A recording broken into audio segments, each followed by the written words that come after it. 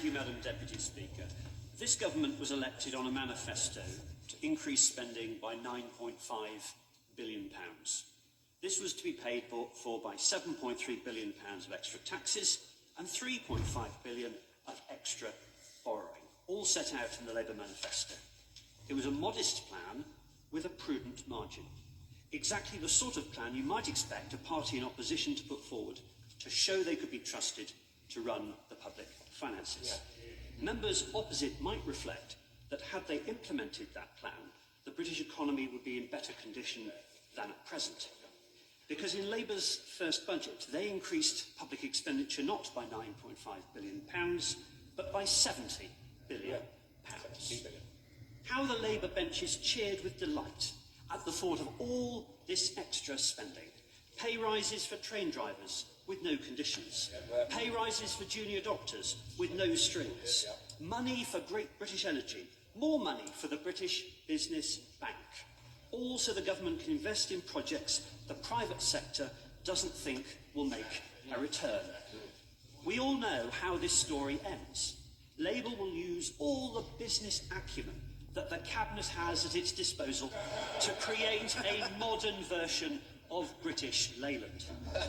It's what Labour does best, spending other people's money and borrowing yet more money that other people's children can repay.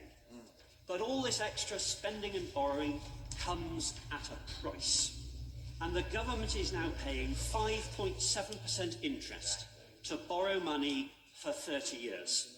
That is the highest level since 1998. And this surge in borrowing costs reflects the market's lack of confidence in the Chancellor's ability to manage Britain's finances. I will give way. Does he accept that that surge in borrowing costs started actually with Liz Truss's mini-budget and has not really stopped there since the trajectory started? At all, no. This surge is entirely due to the Chancellor losing control of public expenditure. And the increased cost of servicing our national debt adds further pressure on the British taxpayer. Having presented her budget, the Chancellor said, and I quote, "We're not going to be coming back with more tax increases or indeed more borrowing." But the problem is no one believes her. The markets don't believe her, and Labour backbenchers certainly don't believe her. They know now they only have to threaten to rebel on any item of public expenditure and the Chancellor will cave, as we saw on the welfare reform bill, brought forward to save a modest £4.5 billion.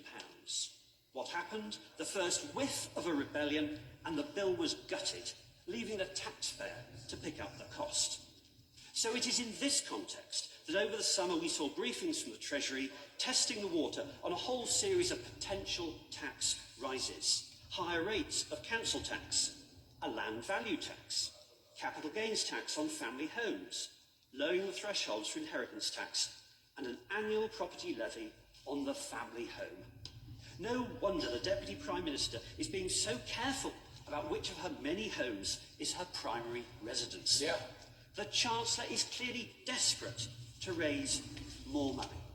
It is a cruel irony, is it not, that having invented a £22 billion black hole to justify her taxing and spending, the Chancellor now finds herself facing a black hole entirely of her own making.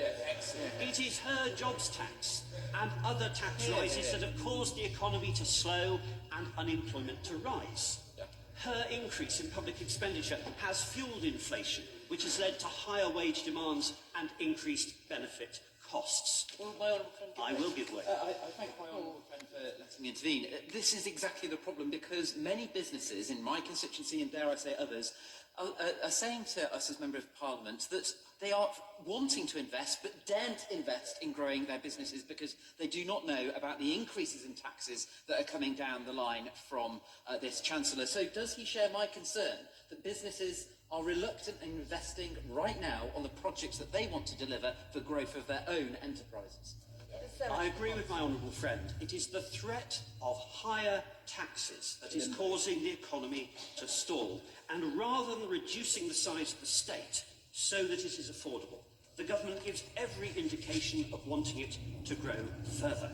The fundamental reason why this government needs to raise taxes is that it is incapable of controlling the fiscal incompetence of its own backbenchers. Yeah. At their cause, Labour MPs genuinely believe the state can spend our constituents' money better than they can spend it themselves. They don't believe in thrift or self-reliance. They see no limit on the size of the state.